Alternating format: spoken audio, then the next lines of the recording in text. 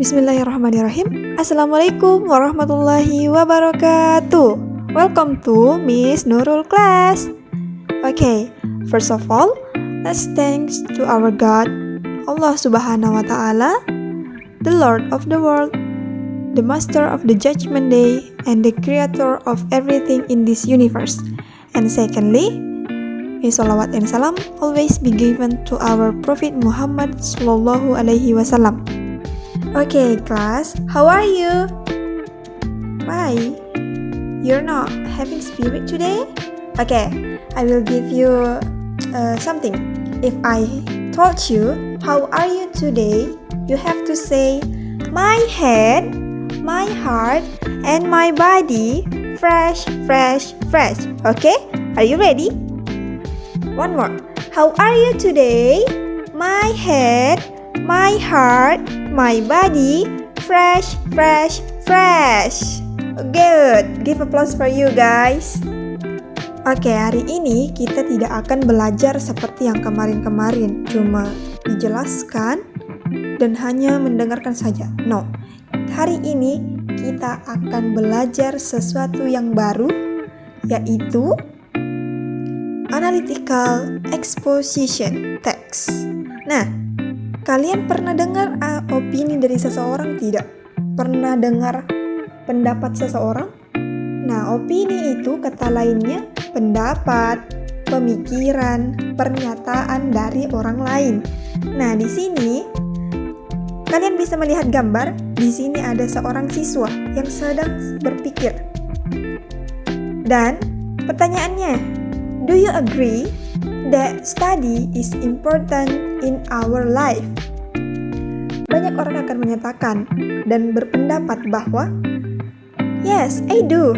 Because if we not study, it will make us don't know about anything.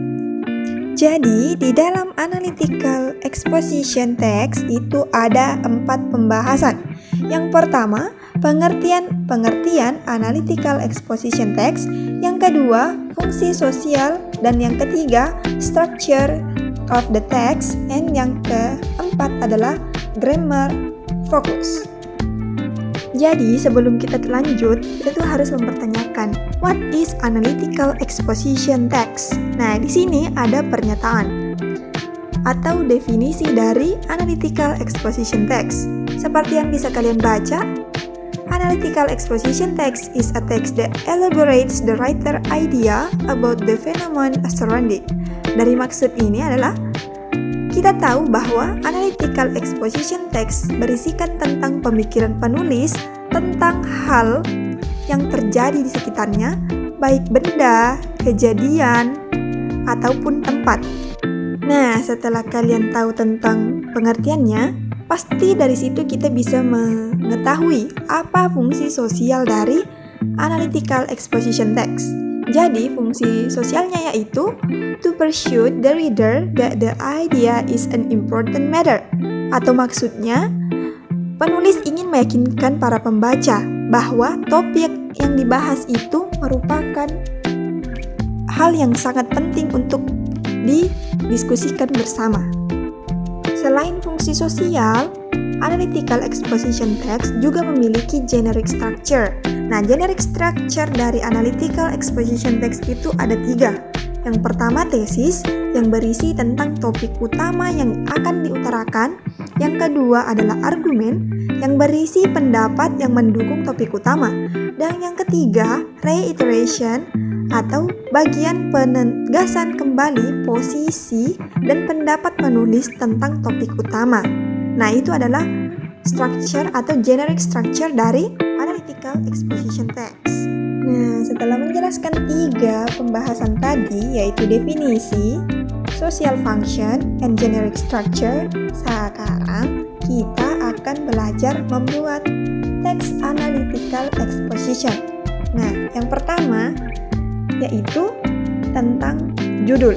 Judul itu biasanya mengenai kejadian atau apapun yang berada di sekitar Anda. Misalnya di sini, the importance of breakfast. Nah, untuk yang pertama yaitu seperti yang dijelaskan tadi, di dalam tesis itu berisikan tentang topik utama. Nah, di sini topik utamanya yaitu tentang breakfast. Tesis menyatakan bahwa some people prefer to skip breakfast or eat breakfast and use the morning time for other activities. Such daily pattern is not good for us. Breakfast has some beneficial effect for us. Maksud dari tesis tersebut menyatakan bahwa beberapa orang itu lebih menyukai untuk tidak makan sarapan dan menggunakan waktunya untuk kegiatan yang lain. Kebiasaan seperti ini sangatlah buruk dan seharusnya kita tahu bahwa sarapan itu memiliki banyak kelebihan dan kebaikan untuk kita. Nah, untuk bagian kedua, coba kita bantu kakak dulu untuk baca. Nah, oke, thank you. Nah, maksud dari yang kedua itu, yang dari argumen. Pada argumen pertama, having breakfast help us prevent overeating. Jadi, maksudnya saat breakfast itu kita bisa memiliki metabolisme yang stabil dan mencegah kita untuk terlalu banyak makan. Seperti itu. Dan untuk yang kedua, breakfast may prevent ulcer pain, atau breakfast will keep the stomach filled with the food so that it can neutralize stomach acid.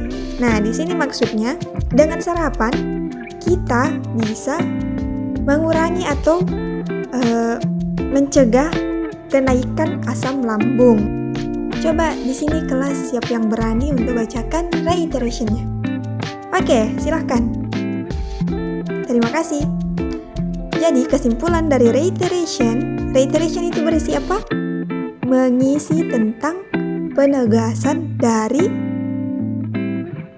tesis dan argumen. Betul. Jadi di sini reiterationnya menekankan bahwa breakfast itu sangat penting untuk tubuh dan bisa memberikan energi untuk menghadapi hari.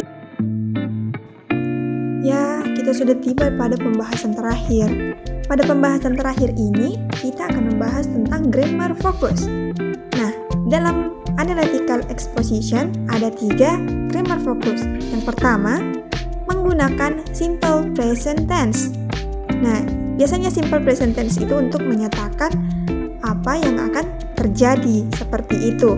Kemudian, untuk yang kedua, yaitu menggunakan kata kerja mengekspresikan pikiran, seperti experience, feel, know, realize, sense, think, and etc. Grammar fokus yang ketiga yaitu memakai internal conjunction atau penghubung. Nah, di sini ada 4. Yang pertama, conjunction addition yang biasanya berisi itu beside, in addition, dan untuk yang kedua itu comparison atau perbandingan seperti but, meanwhile, on the other hand. Yang ketiga atau time yaitu first, second, then, next. Dan untuk yang terakhir yaitu cause and effect seperti consequence, as a result, so, dan the result. Oke, itulah tadi pembahasan tentang grammar fokus yang ada di dalam text analytical exposition. Nah, di sini kakak sudah mempersiapkan satu bacaan tentang text analytical exposition. Nah, di sini silahkan kalian yang berjumlah 31 orang ini untuk membagikan dalam 6 kelompok. Oke, kelompok 1 6 orang, kelompok 2 5 orang, kelompok 3 5 orang, kelompok 4, 5, dan 6 juga 5 orang. Nah, silahkan berkumpul dengan kelompoknya. Oke, silahkan. Ini adalah kertas yang berisikan bacaan tersebut. Dalam setiap kelompok, 1 orang akan mendapatkan 1 tugas. Job orang pertama yaitu mencari pengertian atau memaknai pengertian dari analytical exposition text. Dan untuk yang orang kedua, yaitu memahami fungsi sosial dari analytical exposition text.